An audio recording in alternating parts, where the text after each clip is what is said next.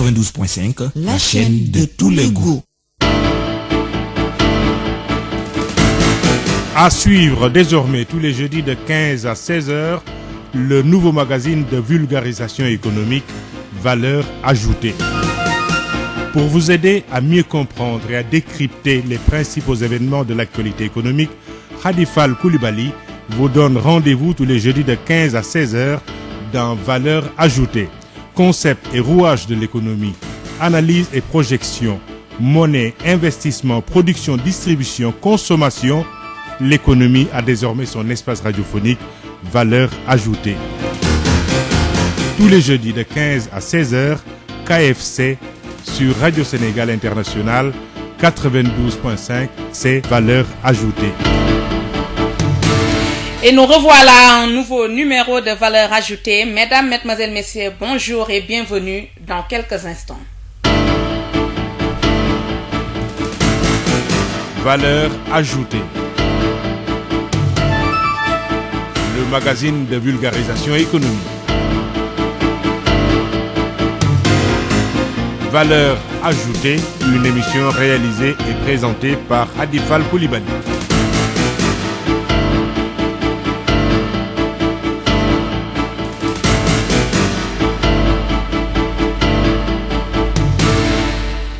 Les banques pompent de l'argent à ceux qui sont dans le rouge et font leur fortune avec cela. Est-ce vrai? Pour y répondre, VA reçoit le président de l'Association des clients et sociétaires des institutions financières, M. Famara Ibrahim Sissé. Bonjour. Bonjour, Khadifal Koulibaly. Quelques mots pour les auditeurs de Radio Sénégal International. Voilà, merci beaucoup. Permettez-moi tout d'abord de vous remercier, de remercier la RTS à la tête de laquelle son directeur général, remercier aussi tous les auditeurs de la RSI qui sont en train de nous écouter. Merci beaucoup. Monsieur Sissé, nous allons entrer dans le vif du sujet. L'ACSIF, oui. L'Association des clients et sociétaires des institutions financières. Présentez-nous cette association. Association des clients et sociétaires des institutions financières dont je suis le président est née en 2010 suite à un constat.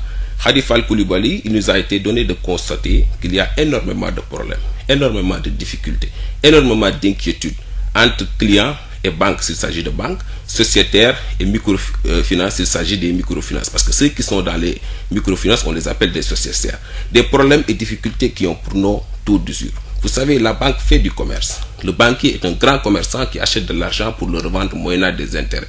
Cet argent, la banque l'achète quelque part à un taux moindre de 3%, 4%. C'est inadmissible donc au moment de la revente, ces banques nous revendent cet argent-là à des taux exorbitants de 12%, 14%, 16% pour les banques et pour les microfinances, 22, 24 jusqu'à 27%. C'est inadmissible, c'est inacceptable. C'est des taux d'usure, c'est des taux prohibitifs, c'est des taux qui ne favorisent pas le développement de notre pays. Vous savez, il y a quelque temps, très exactement le 25 septembre, nous avions écrit une lettre au président de la République pour lui demander d'intercéder auprès des banques pour qu'elles revoient le taux d'intérêt.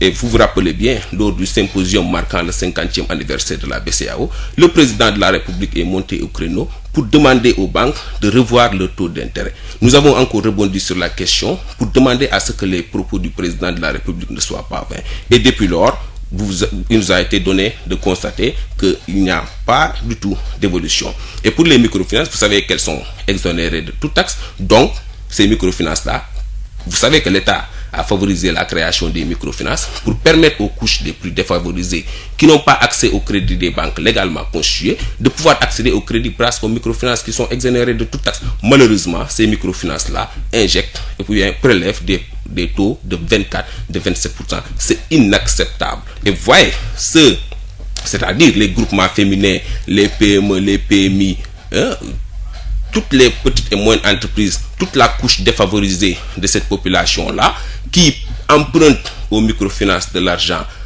si ces couches-là investissent pour, n'est-ce pas, pour une production, pour créer des emplois, vous voyez que ces couches-là payent des intérêts. Et ceux qui, ou bien celles qui leur donne cet argent-là, qui leur prête cet argent-là, ne paye pas des intérêts. C'est une injustice. Malheureusement, ces couches, comme vous les voyez, n'évoluent pas parce que tout travail après, n'est-ce pas, entre dans le compte de la banque ou de la microfinance, parce que tout le bénéfice engrangé par ces couches défavorisées-là ne les profite pas, mais plutôt profite aux banques qui ont des taux d'intérêt exorbitants, excessifs. Quand je vous suis, donc, vous dites que les banques sont des usurières.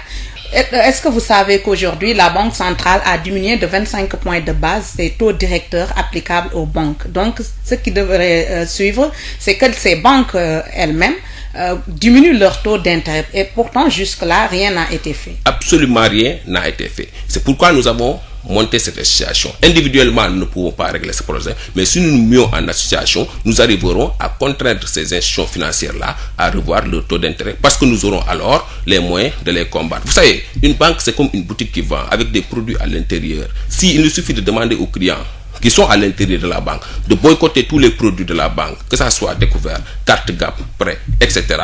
Une boutique qui ne vend pas ces produits à l'intérieur ira droit vers la faillite. Ou bien de demander tout simplement aux clients de ne plus épargner, parce qu'il y a beaucoup de banques qui fonctionnent sur la base des épargnes. De ne plus épargner à la banque ira droit vers la faillite. Ou bien nous avons encore d'autres moyens, ou bien de demander aux clients de ne plus adhérer dans cette institution financière. Une boutique qui ne reçoit pas, n'est-ce pas, des clients ira droit vers la faillite. Mais est-ce que vous pensez que les clients vont vous suivre dans ce combat? Parce que quoi qu'on dise, les banques sont un mal nécessaire. Effectivement, nous sommes représentés dans beaucoup de départements. Il suffit de sensibiliser, que la sensibilisation soit bien diffusée pour que les clients adhèrent. Parce que nous partageons le même mal. Nous souffrons énormément dans les institutions financières. Donc, il nous suffit de faire beaucoup de sacrifices pour que nous ayons, en fin de compte, des banques à visage humain, des banques qui participent au développement de ce pays. Sinon, nous n'aurons que des banques d'usure, des banques commerciales qui ne seront là uniquement pour engranger, n'est-ce pas, des intérêts et partir. Aussi bien pour les microfinances. Sur un autre registre, est-ce que les banques sont fiables? Oh bon, je ne pense pas. Je ne pense pas. Parce que Khalifa Koulibaly, il y a une réglementation bancaire qui dit qu'aucune institution financière n'a le droit de prélever au-delà de la quotité cessible, c'est-à-dire le tiers du salaire. Pour vous montrer tout simplement un exemple, il nous est donné de constater que beaucoup de banques violent le tiers du salaire. Et l'esprit du tiers, c'est quoi? C'est que c'est la BCEAO, c'est l'État qui protège les 2 tiers du salaire. Ce qui veut dire quoi? Ce qui veut dire qu'au sortir de la banque, le client doit se retrouver au moins entre ses mains les 2 tiers, au moins avec les 2 tiers de son salaire. Malheureusement, il nous est donné de constater qu'à la fin du mois, des salariés se retrouvent avec des salaires dérisoires de 9 000 francs, de 15 000 francs, de 27 000 francs. Ce qui est inadmissible. Voilà donc une violation flagrante de la quotité cessible. C'est pourquoi je dis que ces banques-là, en réalité, ne sont pas fiables. Ceci ne fait pas partie de la fiabilité. Si vous voulez aussi, nous pouvons aborder un autre point. Je peux donner un autre exemple. Allez-y. Je donne l'exemple de la carte GAB. Vous savez, la carte GAB est un produit que la banque met à la disposition du client pour qu'il puisse accéder à son compte à tout moment et à toute heure. Malheureusement, vous allez au GAB, le GAB est en panne, le GAB n'a pas de réseau, le GAB est en train d'être alimenté, un préjudice lourd que la banque cause au client. Alors qu'il y a une réglementation judiciaire qui dit que tout préjudice doit connaître réparation. Parce que tout simplement, nous, si nous causons le moindre préjudice à la banque, automatiquement, les pénalités tombent. Pourquoi les banques, si elles nous causent un préjudice, il n'y a pas de pénalité, il n'y a pas de réparation, il n'y a aucune action qui est menée contre les banques. Vous allez parfois au GAB, on vous dit, vous savez, en venant à cette émission, Khalifa Koulibaly, les populations de Ziguinchor, de Sédhiou et de Kolda m'ont appelé pour me dire si il faut en parler. Nous assistons à des pannes récurrentes, très récurrentes, de réseaux. Sur les GAB. Sur les GAB. Vous savez, c'est une région qui vit dans l'insécurité. C'est pas Ziguinchor seulement. Les populations, je vous donne l'exemple. C'est-à-dire pour vous dire que cette région-là vit dans l'insécurité. Les populations ne peuvent pas voyager avec de l'argent parce qu'il y a des coupeurs de route. Oui. Ces populations-là interpellent l'État pour lui dire qu'à la fin du mois, au moment où elles iront à la banque, ou bien parfois quand elles veulent prendre de l'argent et voyager, elles ne peuvent pas voyager avec de l'argent, elles préfèrent voyager avec leur carte GAB. Malheureusement, avec les pannes récurrentes, elles sont obligées de voyager avec de l'argent, ce qui favorise, n'est-ce pas, ces velléités de coupeurs de route. On parlera plus tard de rébellion, etc. Alors que c'est des coupeurs de route qui sont au courant, n'est-ce pas, des pannes de réseau récurrentes au niveau des banques et qui savent que les clients voyagent avec de l'argent et qui les attaquent. Donc, pour juguler cette crise-là, un moyen est là, c'est quoi? C'est de faire en sorte que dans les coins les plus reculés de ce pays, qu'il n'y ait pas de panne de gap. Le problème est moins grave, n'est-ce pas, dans les zones urbaines à Dakar. Parce que dans les départements, je prends une banque X, je ne veux pas citer de nom, une banque X, elle n'a qu'une seule institution là-bas, dans ces localités. Dans un département, vous ne voyez que la banque X unique là-bas. Alors que à Dakar, vous pouvez voir cette banque X-là s'installer à Guédiawaye 4 fois, au Parcelles Assainies 4 fois, etc., etc. C'est pas la même chose. Donc, ce qui fait que ces populations-là, si elles ne peuvent pas accéder à travers leur gap, à leur carte au gap, elles sont obligées de voyager avec de l'argent. Si vous voulez aussi, je peux vous citer un autre exemple. Allez-y. Je peux enchaîner avec les découvertes. Non, on reste sur les gaps parce que ce n'est pas seulement Ziguinchor, même ici à Dakar, beaucoup d'usagers se plaignent parce qu'à la fin du mois, difficile de tirer de l'argent avec sa carte bancaire. Effectivement, et ça c'est extrêmement grave, c'est un préjudice extrêmement lourd, même au-delà même des fins du mois. Vous y allez tout de suite, vous allez voir que beaucoup de gaps ne fonctionnent pas et aucune action n'est faite pour la réparation de ces gaps-là. Les gaps tombent en panne pendant 2 jours, 3 jours, vous êtes obligé de payer le transport, d'aller dans une autre localité très lointaine ou bien de prendre un chèque guichet. Parfois, si vous n'avez pas votre chèque guichet, vous allez au guichet, on fait un chèque guichet moyennant 1000 francs, un lourd préjudice. Alors parfois même 4000 francs pour d'autres banques. Effectivement, vous voyez un gap qui tombe en panne, on vous dit il y a l'autre gap qui est là-bas, qui est différent, c'est-à-dire qu'une autre banque avec son gap, vous pouvez retirer, mais moyennant 2000 francs. Qui paye ces 2000 francs-là? C'est le client. Voyez là où se trouve. Un autre exemple, vous pouvez faire, je ne veux pas citer de banque, dans tout Dakar, tous les gaps de cette banque qui sont hors service. Hors service, ce qui n'est pas normal. Imaginez-vous que vous ayez un malade aujourd'hui, que vous devez acheminer à l'hôpital, il faut forcément de l'argent. Je vous donne un exemple que j'ai vécu dans la région de Kolda. De Ziguinchor à Kolda en passant par Sédhiou. Pendant 3 jours, les populations n'ont pas mangé. Pendant 3 jours, les populations ne sont pas soignées. Pendant 3 jours, les populations ne sont pas déplacées. Parce que pendant 3 jours, aucune institution financière de cette zone n'a fonctionné. Alors que les gens ont besoin du fonctionnement de ces institutions financières-là pour soigner leurs malades qui sont à l'hôpital, pour pouvoir donner la dépense quotidienne ou bien pour pouvoir se déplacer. Un lourd préjudice. Nous avons interpellé toutes les autorités, malheureusement. Et jusque-là, qu'est-ce qui a rien n'a été fait. Alors que les banques ont la possibilité de fonctionner de manière manuelle. Même s'il y a une panne de réseau, que les banques continuent à fonctionner et que les gaps aussi continuent à fonctionner. Sinon, elles causent un lourd préjudice aux clients, un préjudice qui n'est jamais réparé. Valeur ajoutée, Khadifal Coulibaly, le président de l'Association des clients et sociétaires des institutions financières, Monsieur Famara Ibrahima Sissé. Je vais vous lire cette assertion. Les banques gardent votre argent, le font travailler sans pitié, tout en demandant des taux d'intérêt extravagants. Que pensez-vous de cette assertion? Effectivement, c'est la réalité. Vous savez, je vais vous donner un exemple. Il y a des microfinances aujourd'hui qui font ce qu'on appelle une épargne obligatoire. Vous savez, l'épargne est supposée être facultative. Il vous plaît, vous épargnez. Malheureusement, cette épargne-là est obligatoire, mais n'est pas majorée à un taux d'intérêt. Vous vous rendez compte? Une épargne qui est obligatoire, on vous fait épargner obligatoirement et cette épargne n'est pas majorée à un taux d'intérêt. Si vous êtes dans des difficultés, vous venez pour voir l'institution financière pour qu'il casse cette épargne, vous la donnez parce que vous avez des problèmes ou des difficultés. Cette même épargne, la banque non seulement refuse, ou bien la microfinance refuse, elle vous propose en lieu et place un découvert ou un prêt d'urgence. C'est cette même épargne, votre épargne, que la microfinance prend, vous redonne avec des taux d'intérêt. Vous vous rendez compte de cette injustice? Votre propre argent à la banque, elle n'est pas fructueuse, on vous fait épargner obligatoirement, vous épargnez, vous êtes dans des difficultés, au lieu de prendre cet argent-là pour vous discipliner financièrement, vous permettre de régler vos problèmes, on prend l'argent, on vous le redonne moyennant des intérêts. Voyez, c'est que vous devrez verser. Encore, avec votre propre argent, vous vous rendez compte, c'est une injustice notoire. Et que pensez-vous des agios? Excessivement cher. Vous savez, les banques n'ont pas l'habitude de dire la vérité aux clients. Vous y allez dans les institutions financières, elles vous disent que les agios, c'est trimestriel, 9 000 francs.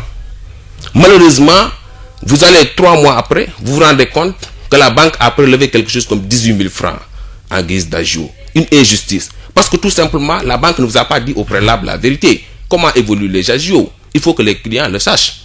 Est-ce que vous voyez? Et puis, l'État doit prendre ses responsabilités parce que rien ne justifie les agios. C'est une manière pour les banques de bouffer l'argent des clients, ce qui n'est pas normal. Vous y allez, toute taxe que l'État pose à la banque, c'est le client qui la supporte. C'est une injustice.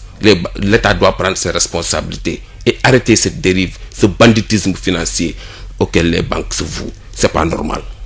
Nous ne sommes pas là pour faire le procès des banques, mais c'est une réalité quand même. Les relations client-banque sont souvent heurtées. Pour vous, qu'est-ce qui explique cela, cette tension? Vous savez, c'est une injustice tout simplement. Je prends l'exemple d'un découvert. L'exemple du découvert. Qu'est-ce que le découvert? Le découvert, l'esprit du découvert d'abord.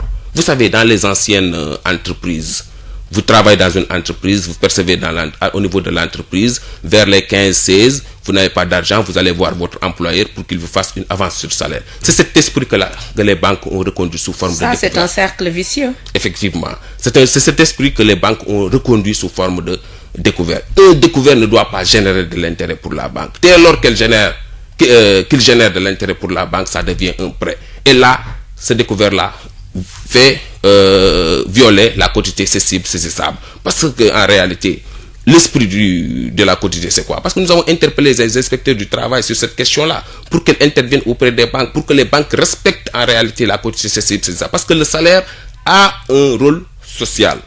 L'État protège les 2/3 du salaire pour permettre à son employé de pouvoir survivre, faire survivre sa femme et mieux le servir.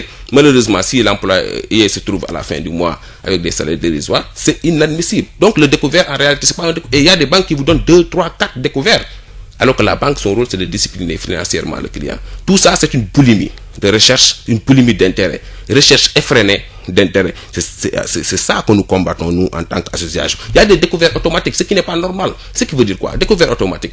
Vous allez à la banque, on vous dit maintenant, désormais, c'est fini. Vous êtes sous découvert. On vous dit maintenant, désormais, c'est fini. Le découvert est automatique. On le positionne. Vous le prenez ou pas, nous allons prélever nos intérêts. Voyez ce que ça fait. Ça on est demandé cela. C'est à prendre ou à laisser.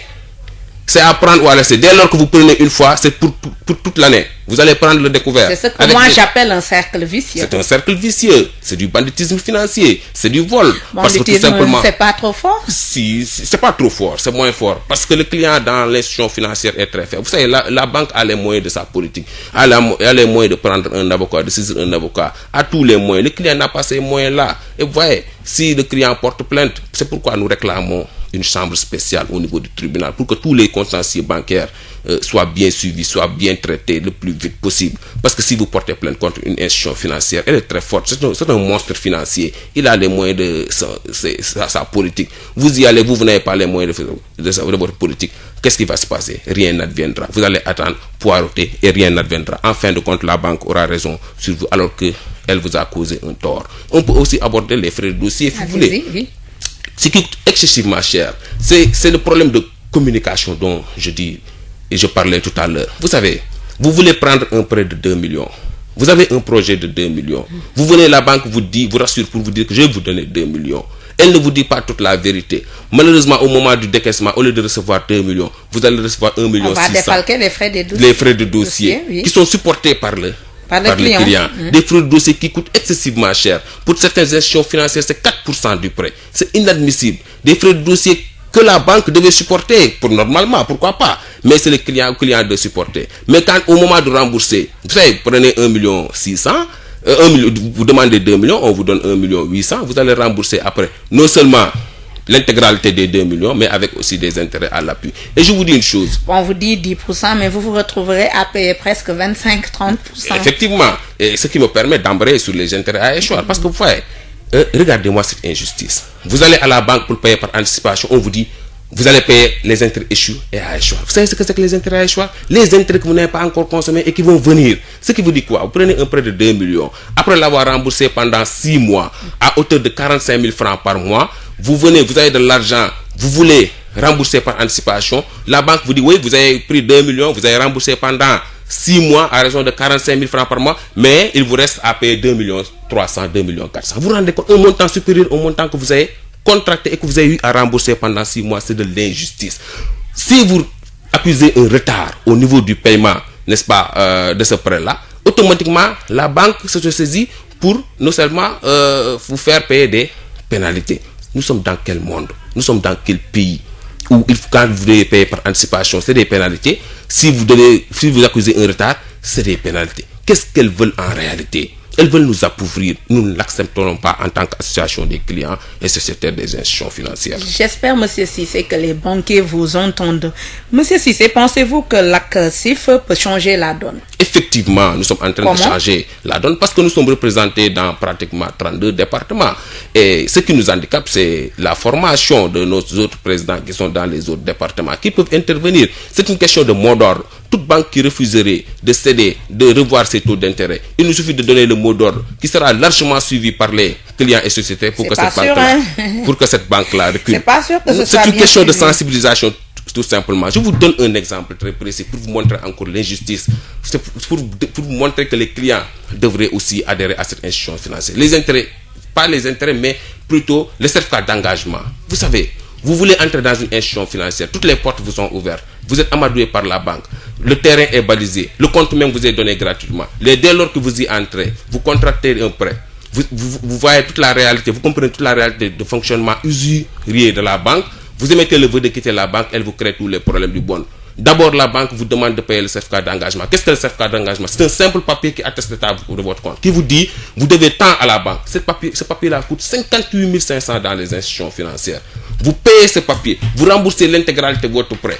Vous voulez quitter la banque, vous dites, ah non, avant de quitter, il faut que je vous fasse un papier qui montre que vous avez tout payé. Ce papier-là encore coûte 58 500, un certificat de non-engagement. Vous payez, avant de quitter la banque, vous dites non, mais votre compte, on vous l'a donné gratuitement, mais vous allez aussi le payer. 23 000 Ce sont les frais de fermeture. Vous voyez? Donc, ce qui pour entrer dans une banque, il y a à comprendre, mais dès lors que vous émettez le vœu de quitter la banque vous crée tous les problèmes du monde et vous fait payer une coquette somme de 140 à 150 000 francs. Je pense que une banque, comme une boutique, si à la fin du mois, vous allez à la boutique pour dire au boutiquier combien je vous dois, il n'y a pas à payer un papier pour mentionner le montant. Ce papier-là, la banque vous fait payer ça à 58 500. Après avoir payé le boutiquier, normalement, c'est le boutiquier qui doit donner un reçu attestant que vous avez tout payé. Ce reçu-là, au niveau de la banque, c'est à acheter 58 500 et de fermer encore. C'est une injustice. Vous savez, un jour, j'ai entendu le gouverneur de la BCEAO parler de cette question-là pour parler du libéralisme, le fait de libéraliser le secteur bancaire. Les banques ont trouvé les moyens de contourner. Vous savez, il y a plusieurs banques, c'est vrai, la concurrence est là, c'est vrai. Mais pour quitter une banque, c'est tous les problèmes du monde. Ouvrir un compte, c'est facile, mais le fermer, c'est la croix et la bannière. C'est la croix et la bannière. La banque vous retient par tous les moyens, alors que le client est libre d'adhérer dans la banque de son choix. La liberté du client doit être respectée par l'institution financière. Monsieur Cissé, peu de Sénégalais sont satisfaits de leur banque. Vous placez vos deniers dans une banque qui fonctionne grâce à cette épargne, mais souvent les agents n'ont aucune considération pour le client. N'est-ce pas là paradoxal? Effectivement. Voyez à la fin du mois ce long fil d'attente. Les gens poireautent pendant des heures. À la fin du mois, au lieu de prendre des professionnels, ils prennent des stagiaires. Voyez cette lenteur autour de la question. Les banques ne recrutent pas de personnel. Voyez des guichets parfois fermés où il n'y a personne. Au moment où les gens poireautent, les gens attendent des heures. C'est inacceptable. Des caissières qui prennent des pauses tous azimuts. Tous azimuts, alors que les clients sont là, en train de patienter, pressés de prendre leurs dus et de pouvoir se soigner. La banque. Des caissières qui toisent presque les clients. Qui ne respectent pas les clients. Il n'y a pas de respect dans les banques. Alors que c'est nos malheureux deniers qui font fonctionner cette banque. Effectivement. Voyez, parfois vous payez tout. Je vous dis, pour vous donner l'exemple, vous payez tout, les engagements, tout, vous les quittez. Pour le certificat de l'engagement, il y a des banques qui vous font poireauter pendant un mois. Vous vous rendez compte? Vous avez tout payé, vous les quittez. Le certificat d'engagement, vous l'avez payé. La banque vous dit, oui, vous avez payé, mais vous allez attendre encore un mois. Pendant un mois, qu'est-ce que la banque va faire? Ton salaire, le salaire va passer. La banque va prélever ses agios, etc. Ce qui est inacceptable. C'est pas normal. il faut que l'État prenne ses responsabilités par rapport à cette question-là. J'évoque aussi la question des SMS. Allez-y, les SMS et mails. Les mails, SMS. Les clients n'en reçoivent. C'est tout un package. Les clients n'en reçoivent pas du tout. Ça, on se dise la vérité. Ou bien reçoivent ces mails-là tardivement. Alors que tout le monde sait combien coûte un SMS. C'est 10 francs. Hein? Avec la banque, ça doit être moins. Le package tourne autour de 5 000 francs. 5 000 par mois. Oui, ou plus parfois même. Est-ce que vous voyez? Donc ça, c'est inacceptable. Des coûts excessivement chers. Tout ça pour bouffer l'argent du client. Rendre les clients plus pauvres encore. Plus pauvres et plus dépendants. Plus dépendants. Vous allez dans les campagnes. C'est encore plus grave, les crédits campagne. Moi, je dis que les banques ont tué, les microfinances ont tué aujourd'hui les paysans. Je vous donne un exemple très précis. Aujourd'hui, vous allez dans une banque, vous prenez un prêt, vous êtes dans l'incapacité financière de rembourser le prêt. Qu'est-ce qui se passe? Vous allez dans la banque, vous allez voir, il y a un tableau où il est estampillé des photos, oui, au fronton duquel il est écrit mauvais payeur. Oui, ça, la dignité du client n'est pas respectée. Ça, la personnalité du client n'est pas respectée. Alors qu'il n'est que dans l'incapacité financière de rembourser le prêt. Pourquoi écrire là-bas? S'il doit y avoir un tableau où il est mis mauvais payeur, il doit y avoir un autre tableau où il est mis très bon payeur, etc. Malheureusement, ces banques-là ne respectent pas les clients. À nous autres, associations des clients de banque, de réagir avec l'ensemble des clients de banque pour que ces banques-là reculent. Je vous donne un exemple très précis. Tout récemment, pas plus tard que il y a 2 jours, j'ai été voir des femmes de groupement féminin très braves. Ces femmes-là m'ont dit, Cissé, nous ne pouvons plus continuer avec la banque parce que tout ce que nous travaillons, les intérêts, nous travaillons uniquement pour la banque. Il y a les intérêts qui sont là. Nous ne pouvons plus réussir. Maintenant, nous avons décidé de quitter les banques. Pourquoi? Comment? Pour faire quoi? Pour tout simplement revenir à l'ancien système de tontine. Oui. À la fin du mois, on se cotise, on donne à une des nôtres, elle travaille, l'autre fin du mois extrait. Des pratiques qu'on a dépassées pendant longtemps, les banques sont en train de faire revenir ces pratiques-là. Alors que l'État a octroyé un gros marché à ces institutions financières-là avec la bancarisation. Ces banques-là ne sont pas reconnaissantes. Vous savez, la bancarisation, aujourd'hui, tous les salariés sont obligés dans les banques. Vous savez pourquoi? Vous savez pourquoi? Parce que tout simplement les banques ont demandé à l'État de faire une publicité pour la bancarisation parce que le taux de bancarisation était très faible au Sénégal, 6%. L'État a octroyé un gros marché aux banques. L'État a fait la promotion. Il a fait une grande publicité. Il a viré tous les salaires des enseignants, des agents de santé, etc. Des fonctionnaires à la banque. Moyennant quoi? Des banques qui n'ont pas un visage humain. Aujourd'hui, vous allez à Guédiawaye, dans les parcelles, il y a les inondations. Est-ce que vous avez entendu les banques intervenir? Est-ce que ces banques ont la RSE, la responsabilité sociétale des entreprises? C'est la question. Vous savez, nous devons avoir aujourd'hui des banques de développement, des banques à visage humain, des banques qui participent au développement de ce pays. Vous allez dans une région comme Kolda, vous vous rendrez compte que c'est une région qui est affectée par un taux très élevé de paludisme.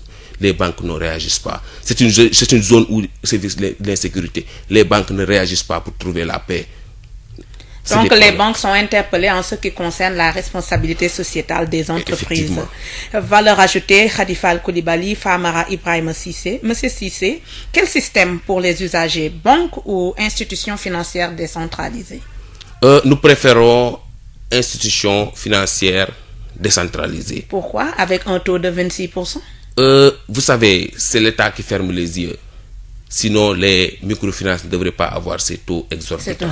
C'est dommage parce que, vous savez, tout récemment, il y a un débat qui a été soulevé sur les taxes. Et nous soutenons la position de l'État. Parce que les banques donnent des crédits à des taux de 26-27%. Oui. À des populations pauvres qui travaillent. Ces populations pauvres, quand bien même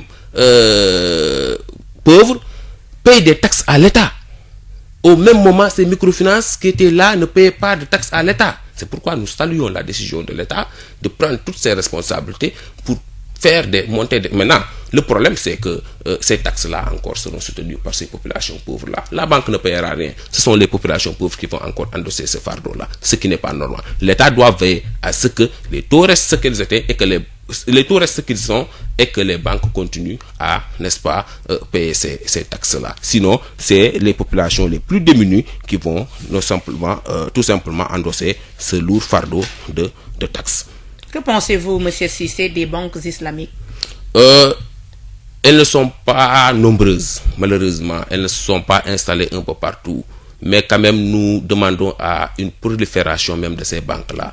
Parce que c'est des banques à visage humain. Je ne veux pas faire leur promotion, mais c'est la triste réalité. Aujourd'hui, nous souffrons énormément. Malheureusement, nous n'avons le secours de personne. Maintenant qu'il y a l'association qui est là, peut-être que ensemble nous pourrons arriver, n'est-ce pas, à défier ces monstres financiers-là pour qu'ils aient un visage humain, pour qu'ils participent au développement de ce pays. Pour vous dire que ce sont des monstres financiers, vous savez, vous prenez un prêt, le prêt, vous voyez votre tableau d'amortissement, les intérêts sont dégressifs. Oui. Les premiers mois, vous ne passez qu'à rembourser des intérêts au détriment du principal. Je vous donne un exemple très précis. Vous prenez un prêt de 2 millions, vous le remboursez pendant 1 an. Vous venez, vous demandez l'état de votre compte, vous demandez qu'est-ce qui vous reste à rembourser. On vous dit, après 1 an de remboursement, il vous reste à rembourser sur le principal 1 800 000. Compte non tenu des pénalités qui vont venir après. Donc, non tenu parfois des intérêts à échoir qu'il faudra rembourser. Mais nous sommes dans quel pays? Nous sommes en face de quel système? Malheureusement, rien n'est fait. J'espère que vous êtes entendu, Monsieur Cissé, valeur ajoutée, qui recevait le président de l'Association des clients et sociétaires des institutions financières, Monsieur Famara Ibrahima Cissé. Mesdames, Mesdemoiselles, Messieurs, merci de votre attention. C'était tout pour valeur ajoutée. Dans quelques instants, la version Wolof. alxames bu ne ñett jëm ñeenti waxtu émission bu bees ñeel koom-koom valeur ajoutée maanaam yokk njariñ ngir ngeen mën a xam bu baax ak faram fàcce xew-xewu jamono ñeel koom Khady Fall Coulibaly jox na leen dox daje alxames bu ne ñett ba ñeenti waxtu ci yokk njariñ valeur ajoutée nu koom di doxee nu ñu koy natte alal njaay ak jënd diggante réew yi koom-koom ak mbooleem ñu mu soxal am nañu seen émission valeur ajoutée yokk njariñ alxames ñett ba ñeenti waxtu ak Khady Fall Coulibaly KFC ci RSI 92.5. asalaamaaleykum wa rahmatulah taala wa barakaatu dal leen jàmm fii ci rajo Sénégal international mu di waxtu Fulcom nag di dalal rek ki nga xam ne nii moo di président bu association client ak sociétaire institution financière di monsieur Famara Ibrahima Cissé dalal jàmm. jërëjëf Khady Fall Coulibaly ma lay jaajëfal bu baax di rafetlu invitation bu ma def tey. di nuyu waa RTS bi yëpp jiital ki directeur général bi di wax ni ñun man maay président association comme ni nga ko waxee client wu banque yi ñëpp nekk ci banque ñi nekk ci microfinance tamit ñëpp la association bi ëmb association bi nag boo bëggee mën naa ci wax tuuti parce que association bi dañoo xool ni ci biir banque yi ci biir microfinance yi dafa am ay jafe-jafe yu mag yoo xam ne clients yi ak sociétaires yi dañ koy jànkonteel te amuñu ku leen wàllu ci mbir moomu moo tax ñu ne balaa ñu xaar keneen ñëw jàppale ñu nañu jéem a former suñu association jéem a défendre suñuy intérêt ci biir banque yeeg ci biir microfinance yi. mu am fu ñu wax ne banque yi dañuy jël rek koppar yi ñi nga xam ne nii sax daanaka seen loxo jotul seen diggu ginnaaw ci koppar googu la banque yi di dundee ndax loolu dëgg la. dëgg la parce que banque dafa mel ni boutique buy jaay boutique bu jaaywul du am bénéfice donc boutique la boo xam ne dafa am ay produits yu bëri ci biir mooy tàmbale ci produit bu ñëpp xam muy intérêt banque ci intérêt lay dox banque bi day jënd di jaay li muy jënd mooy xaalis. fu ñaat la ko jëndee ci taux 4% xaw ma nu mu la koy fàccal. téeméer boo jël ñeenti. donc bu ko jëndee ci téeméer boo jël moom mu ngi koy jaayee ci ay téeméer boo jël fukk ak ñaar téeméer boo jël fukk ak juróom téeméer boo jël fukk ak juróom benn et cetera pour banques yi. pour microfinance yi ñoom ñoo gën a garaaw sax parce que ñoom dem nañ ba nga xam ne téeméer boo jël ñaar fukk ak ñaar ñaar fukk ak ñett ñaar fukk ak juróom-ñaar lañ ci teg loolu dañ ne du dëgg du yoon loolu taux boobu taux sàcc la daanaka teguwul ci yoon ñun nag bindoon nañ président de la république woo ko ci mbir moomu tontu na ci bu mu symposium mu BCEAO bi waxoon na ci xamal banque yi ni war nañ xoolaat seen taux d'intérêt ñun buñ ñu ñëwee posé waat question dañ ne waxum président de la république warul neen dafa président daal comme wax na dañoo war a teg ay mesures yoo xam ne banques yi danañ fexe ba xoolaat seen taux d'intérêt malheureusement boobu ba léegi dara yënguwu ci fi mu nekk nii banques yi ñu ngi leen di gis ñu ngi am ay taux yoo xam ne dañuy rey sax n'est-ce pas dëkk bi parce que ngay jàmbaar am pastef am pas-pas am xarañ am xam-xam nekk jeune wala nga nekk étudiant buy jàng nga bëgg a liggéey wala nga bëgg a jëm jàng ji nga dem ci banque bi taux d'intérêt bi dana tax doo mën a liggéey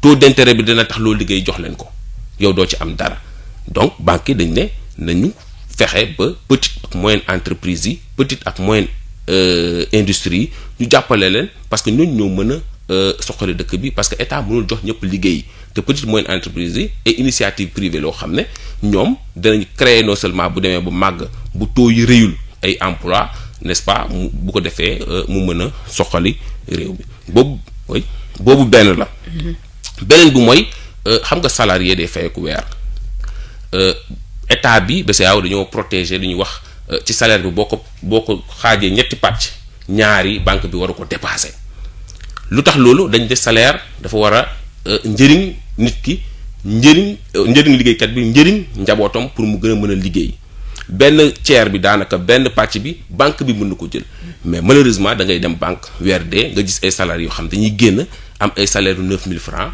ay salaire yu 13000 francs ay salaire yu 20 loolu dañ ne du dëgg du yoon banques yi ñu ngi jalgati yoon te kenn waxul inspecteur du travail moo tax fi mu nekk ni interpellé na pour ñu dem ci banques yi saytu mbir moomu xool banques yi nga xam ne ñu ngi violer quotité c'est ça même découvert bi ñuy wax di ko teg ci salaire parce que esprit bi dafa leer dafa ne client bi buy génn ci banque bi wala ci microfinance bi ñaari pàcc yi na ko yor ci loxo bi donc découvert am parce que découvert fu ñu ko jëlee moo garaaw découvert ñu ngi ko jëlee ci usines yu njëkk ya nga xam ne fa ngay liggéeyee fa ngay fayee ko boo demee ba ci xaaju weer bi amoo xaalis nga dem ci sa employé nga ne ko damaa bëgg kat nga jox ma nga compal ma tuuti ci sama salaire ma mën ci dundal sama njaboot wala ma mën ci régler benn problème foofu la banque yi jëlee xel boobu ñëw def ko sous forme de découvert donc warul am intérêt boo amee intérêt rek pare la lépp lu am intérêt rek pare la dañ la ko lebal intérêt de bor lay doon te découvert yi fi mu nekk ni seetlu nañ ni ay intérêt lañ donc découvert yi day dugg ci violer li ñuy wax quotité c'est ça.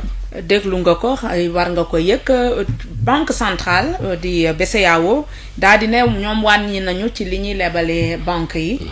loolu toll ci ñaar fukki poñ ak juróom waaye mu mel ni ba tey loo wàññi boobu feeñul ci wàññi taux d'intérêt yi nga xam ne moom la banque yi di teg ndax banque yi ñoom ña nga continuer di teg ba tey taux d'intérêt yi ñu daan teg maanaam ay 10% yooyu ba jëm ba ca kaw ndax loolu normal na. wàññiwuñu dara même bu ñu la nee wàññi nañ tam boo defee yenn calcul di nga xam ne wàññiwuñu dara parce que dañ lay jox ci loxo ndeyjoor nag ko ci loxo càmmiñ donc wàññiwuñu dara gis nga banque yi fi mu nekk nii man li ma ko tuddee mooy banditisme la ñuy def pourquoi parce que. banditisme wax ji moom mooy rëy. waaw banditisme la ñuy def à la limite même sàcc la. parce que tey jënd ñeent di jaayee juróom-ñeent loolu jéggi na dayoo loolu liggéey jox ko banque bi donc loolu dimbalewuñu population pauvre bi campagne yi boo fa demee près de campagne bu ñu lay jox xoolal. buñ nee 150 000 lañ lay jox boo demee doo jot 150 000 ay 140 000 ngay jot ñu ne la 10 000 bi dañ ko jël xaw ma frais de dossier même doo jot sax 140 parce que dañ ciy génnee tam épargne bu ñu lay wax nga jël ko donc ay 120 000 lañ lay jox ak yooyu buñ la ko joxee bu loo liggéey jox ko banque bi loo liggéey xamal ni banque boo paree boo xaymaa da nga gis ni yow amoo ci dara donc loolu dimbaliwul population bi. te yooyu microfinance yi ñoo koy faral di def te microfinance yooyu ngay gis noonu du ñu fay taxe xoolal jaaykatu gerte bi ci koñ ba mu dem leb banque pour yokk njaayam gerteem muy jaay gerte suba su ne ñu ñëw taxaw ko ne ko da ngay fay taxe muy fay taxe lu mu liggéey da koy fayee banque bi du ci am dara intérêt bi banque boobu moo koy buub te banque boobu du fay taxe état bi moo tax ñu ngi rafetlu lu état bi def fan yii ne daf leen di tegal taxe loolu dëgg la parce que liggéey ñu fi liggéey boo xam ne war ñu mën a fay taxe créé ñu fi ay emploi yoo xam ne war ñu fi mën a fay taxe da ngay dem banque nga gis ñaari guichet yëpp tëj benn rek ay fonctionner suba ba ngoon clients yi taxaw. loolu diggante client beeg banque bi dinañ ci yëg si ñu ne tey ndax banque wóor na dinañuy jël seen xaalis ñoo la koy dencal loolu leer na waaye nag dañ ciy liggéey ba mu doy waar te terewul ñi jël taux d'intérêt yoo xam ne yow mi ñu denc sa xaalis di ci liggéey yow lañ koy teg ndax loolu dëgg la. li ci gën a ñaaw sax mooy dafa am ay banques yoo xam ne dañuy ñëw ñu ne da ngay denc par la force xaalis denc par la force xaalis amul fenn xaalis kay yow yaay am sa xaalis ne dama ko bëgg a denc dénkaane banque mu dencal ma ko mu épargne ko te bu la ko dencalee normalement at bu ne dafa war a am taux dafa war a jur malheureusement dañu ne da ngay denc par la force. ñu denc loolu xaalis bi par la force du jur dara bis boo ñëwee ne dama koo soxla pour lijjanti soxla bi ñu ne la déet mënoo ko jot nga ne comme ni may def ñu ne mën nañ la lebal xaalis defal la ko découvert xaalis boobu la ñuy jëlaat lebalaat la ko tegaat ci intérêt mais fu ñu ko teg kenn mënu ci dara parce que da ngay nekk ci soxla bi da ngay nekk ci soxla doo mën a nekk foofu di kaas ak yooyu te foo koy kaasee sax tey boo demee malheureusement tribunal ak yooyu da nga fay tàrral sa bopp. dépense ci sa xaalis amoo xaalis mu nga jëlee avocat parce que pauvreté da la frappé amoo yoroo banque bi moom am na moyen yoo xam ne mën na jël avocat mën na def lépp te boo leen demee du mës a aboutir du mës a yegg projet boobu parce que day durer moo tax ñu ngi ñaan président de la république mu defal ñu benn chambre spéciale tribunal pour que contentieux bancaire xeexum jotee banque bu fa ñëw rek ñu traité ko rapidement ba pare ñu former magistrat yi parce que loo xamul mënoo ko attee. dëgg la il faut ñu former magistrat yi. former ñi nga xam ne ñu ngi population bi nga xam ne ñu ngi jonkonteeg banques yi c'est important xam nga lu tax mës naa ko wax nee naa bancarisation la ñu wax képp ku génn école de formation rek da ngay dem ci liggéey te booy liggéey da nga bancarisation la ñu wax état bi nee na sa salaire ci banque la mais kooku boo ko formé wul parce que dal na benn xale bu jigéen boo xam ne vacataire la amul banque mu génn mu ñëw ñu jël ko rek dugal ko ci benn école. bu ñu ko jógalee ci benn école ñu ne ko da ngay wut banque pour sa salaire jaar fa parce que kenn mënul ko jox parce que billetage léegi supprimer nañ ko bancarisation la ñu wax. ñu wax ko loolu moom xamul banque yi mu jël benn banque rek dem bu mu demee dugg ci banque bi gis ne agio yeeg yooyu yëpp cher na mënu koo supporter mu ne day génn gars yi ne ko da ngay fay këyit buy wane ni yow certificat d'engagement jël nga fi engagement mu leen awuma fi engagement jëluma benn prêt jëluma benn engagement ñu ne ko këyit boobu il faut nga fay ko condition la pour banque 58 500 lay jar. loolu di wane ne. fukki junni bu banque dem ubbi fa compte yomb na waaye boo fa bëggee génn moom looloo metti. doo génn prison la cachot la parce que femme boobu mujjul génn ba léegi ma lay wax ni xale bu jigéen boobu vacataire boobu mujjul génn ba léegi ñu ne ko da ngay fay 58 500 mu ne leen waaw moo fayee boobu est-ce que naa génn ñu ne ko amoo fi prêt de waaye boo fayee boobu da ngay fay beneen këyit bu ñuy wax certificat de non engagement daanaka ameloo ñu dara këyit buy wane ni engagement amoo fi engagement këyit buy wane ni ameloo ñu dara xoolal ma loolu boobu tam 58 500 la mu ne leen moo ko fay est-ce que dinaa génn ñu ne ko déedéet frais de clôture de compte da nga koy fay compte bi ñu ne la ko mayoon gratuitement waaye da nga koy boo koy tëj fay la 23000 ngay fay mu ne leen waa bu loolu moo ko fayee mbaa dinaa mën a dem ñu ne ko da ngay toog weer balaa ngaa jot ci këyit boobu gis nga donc affaire bi mbir mi nu mu doyee waar femme boobu mu ne ma mënumaa toog weer parce que moo fa toogee weer tamit sama salaire day kon dafa dal dafa daanu ñu may fayloo ay agio ñu may fayloo ba yeboo te 140 000 francs yooyu presque 150 000 francs yi man sama salaire 110 000 la ñaata weer laa koy fay donc damay toog ñaari weer yoo xam ne aw ma salaire donc li ma lay wax nii femme bi foofu la mujj toog mu nekk cachot si moom mënu ci génn donc yooyu la ñuy wax dafa war a jeex comme Gounou Foul Khady Fall Coulibaly Famara Ibrahima Cissé du pour xaxaar sax banque yi waaye dafa di lu xew ñi wax ci carte bancaire yi tey carte bancaire da nga koy yor di nga ko fay at mu ne weer wu dee gab boo uti ñu ne la du foofu ndax gab yi moom dafa mel ni fin du mois yëpp ay paan te terewul moom gab bi saa yoo dugalee rek daanaka da ngay fay ndax loolu normal na du yoon xam nga carte gab produit la boo xam ne daanaka produit la boo xam ne banque bi moo koy jaay client bi pour que minuit 4 heures du matin mu dem jëli xaalisam malheureusement da nga koy jënd mu cher lool jar ay 23000 24000. am na sax ñuy jaayee 50000 lu ko ëpp sax. prix bu gën a tuuti kay laa wax. nga fay ko nga dem gab ñu ne la gab bi dafa paan gab bi amul réseau gab bi amagul xaalis ñu ngi ci dugal xaalis ngay mujj parfois di duggaat ci biir banque bi. di bu dee yoroo sa chèque yi moom maara day musiba da ngay fayaat 1000 francs chèque guichet wala ngay mujj di demaat ci beneen banque boo xam ne bokkul ak boobu di fay 2000 francs wala ngay mujj di paas fu sori di ko mais dañ ne préjudice boobu banque bi yow boo ko causé préjudice daanaka boo ko tooñee automatiquement boo tardé fay pénalité daanu na boo teelee fay pénalité daanu na loo def loo leen tooñ pénalité mais yow buñ la tooñee waaye war a suul pénalité benn pénalité amu ci yow yaay mer yaay dem si yoon amoo foo ko jooyee mais loolu doy na waar. ah loolu war nañ cee wax kon. doy na waar gis nga paan gab yi gis nga bu may ñëw population wu Casamance daanaka Ziguinchor Sédhiou Kolda. dañ ma ne Cissé boo yeggee waxal ñu ñun sore nañ lool waxal ñu ne leen fii mënuñoo voyager ak xaalis ndaxte am na ñoo xam ne dañuy dagg yoon yi.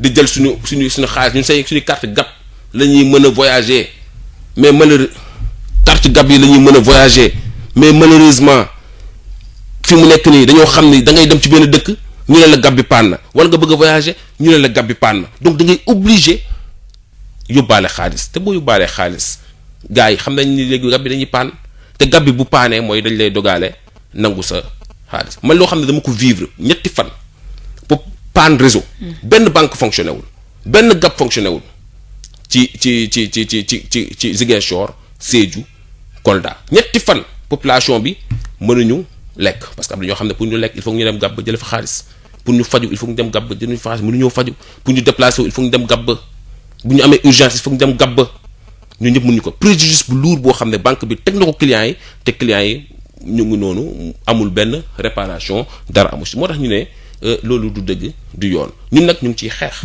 am nañu ay moyens pour xeex ko xam naa ni dinañu dellu ci moyens yooyu parce que am na ci solo trop lu ñuy xeex dafa bëri tey clients yi bu ñu booloo parce que ñun ñooy jënd fu ñu jëndul du jarle te ku jarlewul da ngay daanu.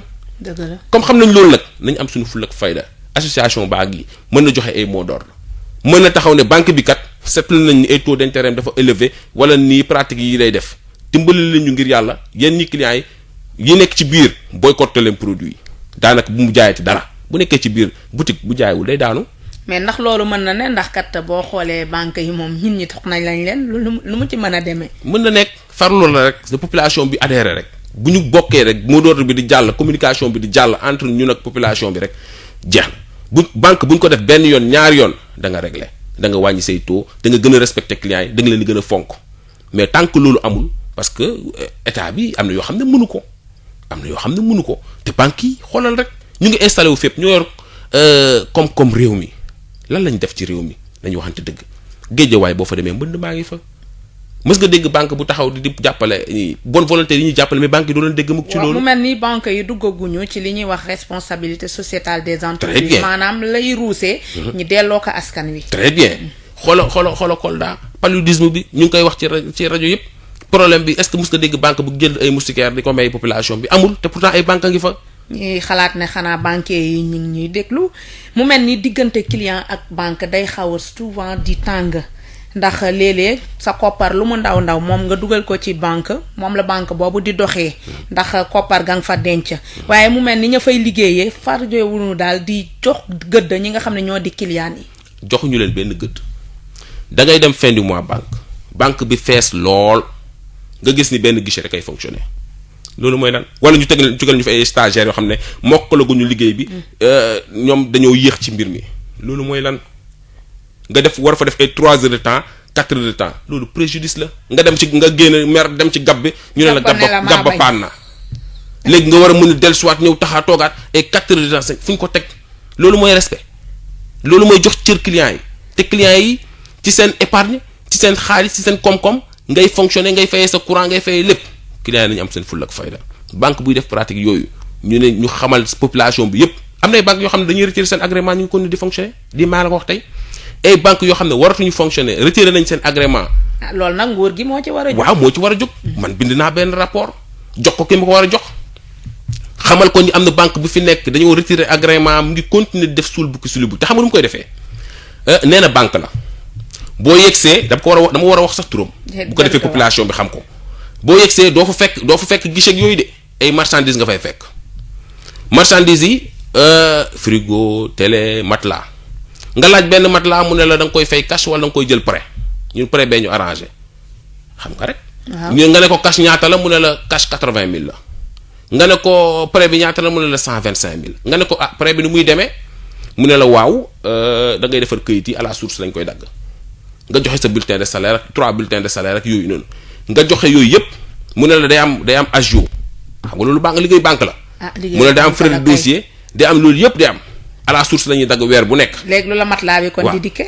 léegi gis nga 125 000 moom mooy intérêt yi kenn xamul sax naata la léegi ba pare li ci gën a garaaw dañuy complot benn waay yoo xam ne mu ngi ci bopp koñ ba mu nekk fa xam nañ am na ñoo xam ne. loolu yëpp fii la amee man dama ko gis dama ko vivre te bu ñu demee damay wax turam wan leen fan la nekk ñu woo benn waay bu nekk ci bopp koñ ba am na ñoo xam ne dañuy ñëw ne man de wax dëgg yàlla soxlawuma xaalis soxlawuma matelas bi sax waaye xaalis laa soxla ñu ne la bopp koñ ba de am na ko fay jaay ko fay mën a jënd xanaa nga dem waxaale ak moom bu ko defee da ngay dem ci bopp koñ ba. matelas bi sul bukki la matelas bi 125 000 nga ko jëndee ci banque bi ak agio yeeg ak frais de dossier yooyu yëpp nga dem foofu waa ji ne la man 60 000 laa ci mën ngeen wax mu ne la moom laay prendre ou à laisser nga jël ko nga jox ko matelas bi ëllëg si boo ñëwee fekkaat matelas bi ci biir magasin bi ñu ko fay jaaywaat mooy lan ñooñu ñu continuer di fonctionner ci dëkk bii ma ne la man gis nga waa Vélingara may dégg waa Kolda may dégg foofu la xewee gis naa fa ay population xam nga banque day ànd ak assurance. dëgg la boo génnee àddina.